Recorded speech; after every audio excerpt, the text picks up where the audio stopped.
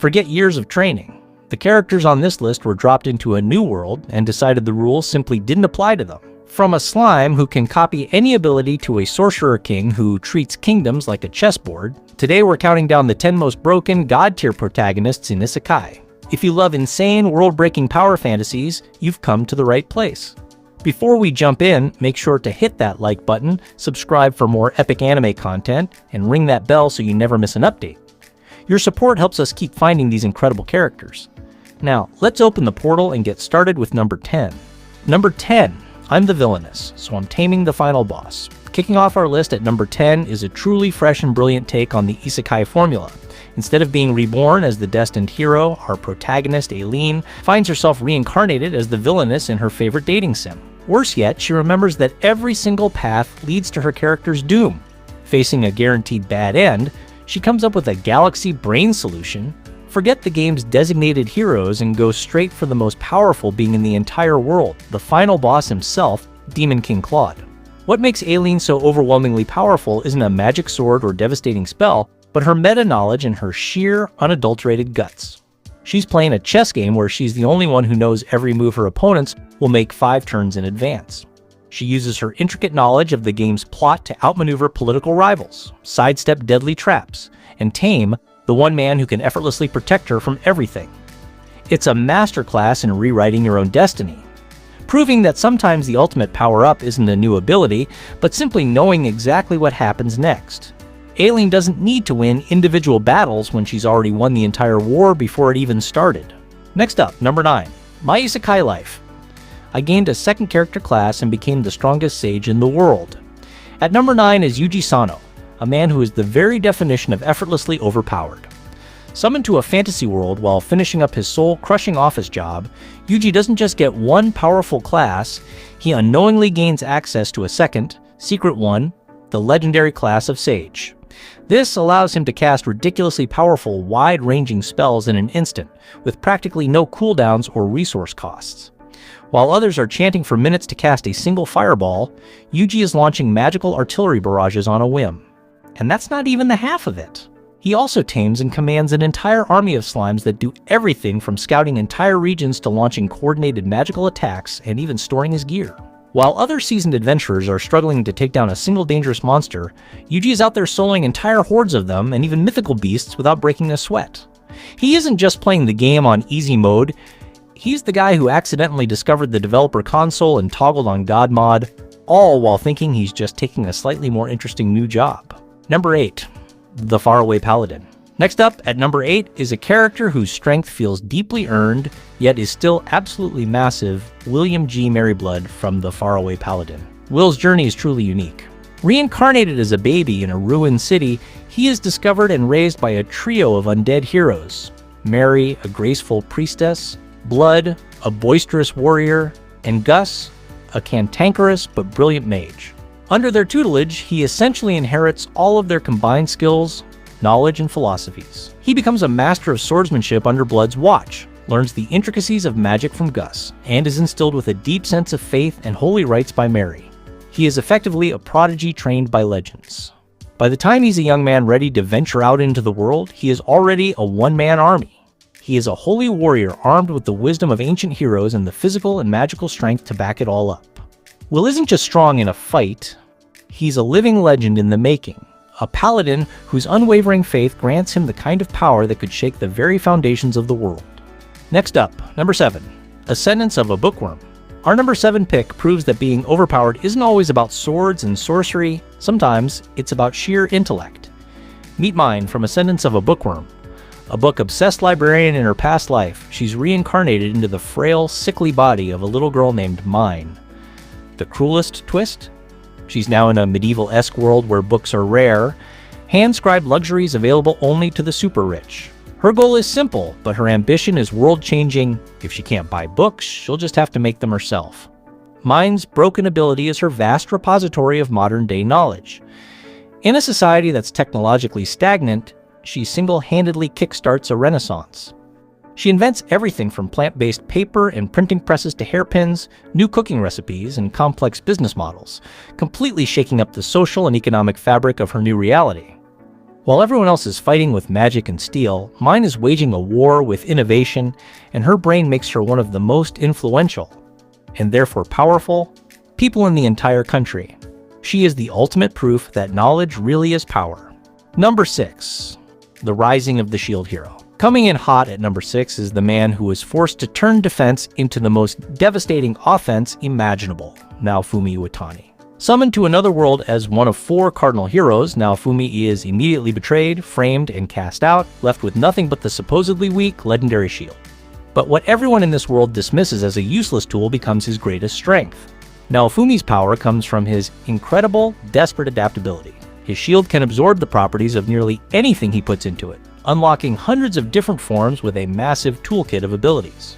This gives him unparalleled versatility, from creating impenetrable defensive barriers to inflicting nasty status affecting poisons and curses on his enemies. And then there's the elephant in the room, the Wrath Shield. Born from his rage and despair, this cursed transformation unleashes devastating dark flame counterattacks that incinerate anyone who dares to harm him or his party.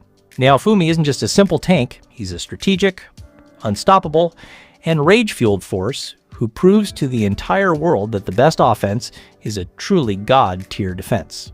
Alright, we're halfway through our countdown, and the power levels are only going to get more astronomical from here. We've seen strategic masterminds, walking encyclopedias, and rage-fueled tanks. If you're digging the list so far, do us a huge favor and smash that like button. And let us know in the comments which OP main character you think deserves the coveted number 1 spot. We want to hear your takes. Now, let's get back to the titans of Isekai. Number 5, Mushoku Tensei, Jobless Reincarnation. Kicking off our top 5 is Rudeus Greyrat, a protagonist who essentially redefines the very concept of a child prodigy. In his past life, he was a recluse who died filled with regret. Reborn with his adult mind, memories, and regrets completely intact, Rudeus dedicates his new life to mastering everything he failed at in his last one, and he starts early. He begins practicing magic as a toddler, and through relentless, intelligent practice, he becomes a mage so powerful he can cast advanced and complex spells without speaking the incantations, a feat that even seasoned archmages find difficult. But his power isn't just raw, innate talent. It's the deadly combination of a grown man's intellect and a child's massive magical potential that makes him so terrifyingly effective. He approaches magic like a scientist, constantly experimenting, deconstructing spells, and creating entirely new techniques that leave the world's greatest mages completely speechless. Rudeus isn't just learning the magic of this new world, he's fundamentally rewriting the book on it from the ground up. Number 4, a wild last boss appeared. At number 4, we have a character that fans have been desperately waiting to see get an anime adaptation, the glorious and absurdly powerful Rufus Mafal. The setup is pure, unfiltered wish fulfillment. Our hero, a male gamer, finds himself transported into the world of his favorite video game. The catch? He's in the body of his custom character, Rufus Mafal, the game's final boss, an absurdly powerful winged woman who was sealed away after being defeated by the heroes 200 years ago. Now she's back, and her stats are just as broken as they were at her absolute peak. Rufus is so overwhelmingly strong that she can casually swat down legendary heroes and ancient, continent-leveling monsters without a second thought. The power gap is just colossal. She doesn't just find new allies, she travels the world to reunite with her former high-ranking subordinates, the 12 Heavenly Stars, who are all fiercely loyal to their returned queen and are ridiculously powerful in their own right. This isn't a story about a hero getting stronger. It's about a god waking up from a long nap and gently reminding the entire world what true, indisputable power looks like. Number 3, Arifureta, from commonplace to world's strongest. Taking the bronze medal is the poster boy for the weak to broken pipeline, Hajime Naogumo. After he and his entire class are transported to another world, Hajime is betrayed by a classmate during a dungeon dive and callously chucked into the deepest, most dangerous abyss. To survive, the once weak and kind Hajime has to do whatever it takes. He eats the flesh of powerful monsters, a desperate act that mutates his body, turns his hair white, and sends his stats skyrocketing to levels that make the world's chosen heroes look like absolute amateurs. But his real power comes from his synergist class, an ability everyone mocked as a useless craftsman's skill. He uses it to become a master artisan of destruction, building modern, high-powered weapons like massive handguns and anti-tank rifles, and then infusing them with powerful magic. He transforms from a scared high school kid into a ruthless, one-eyed monster slayer who can wipe out entire armies and ancient dragons all by himself. Hajime didn't just crawl out of hell, he conquered it, stole its armory and brought it back to the surface with him. Number 2, Overlord. In our runner-up spot, we have the sorcerer king of the great tomb of Nazarick himself, Ainz Olgoan.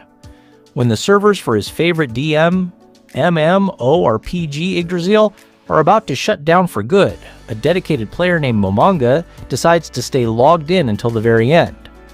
But instead of being kicked out, he finds himself trapped in the game world as his max-level undead avatar, Ainz Olgoan, and he is the very definition of God tier.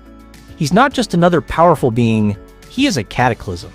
He has access to hundreds of different spells, including reality-bending super-tier magic that can wipe tens of thousands of soldiers off the battlefield in a single cast.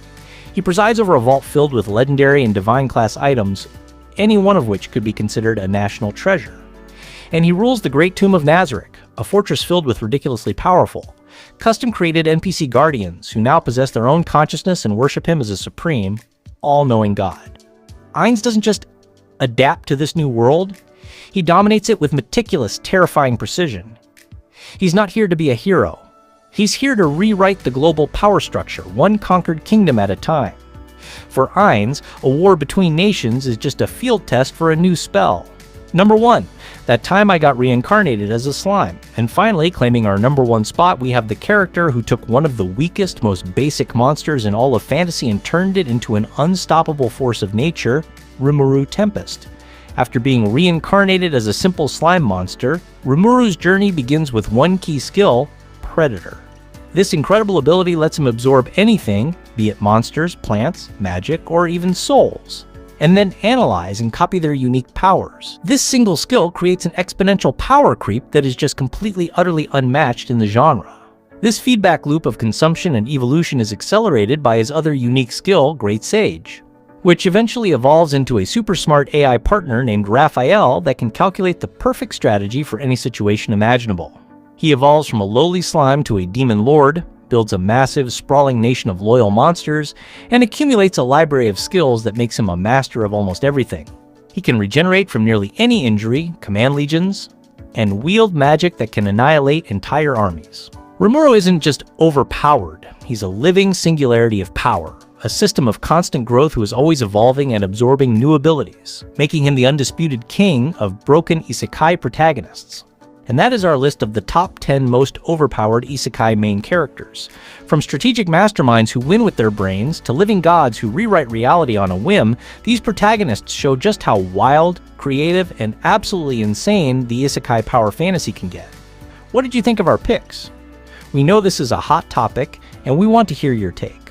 Do you have a favorite from this list, or is there another god tier character you think we completely missed? Drop your thoughts in the comments below. Let's get a real debate going on who you think is the most unstoppable force in all of Isekai. AI. As always, don't forget to like, subscribe, and hit that bell for more epic anime countdowns and deep dives from us. Until next time, stay unstoppable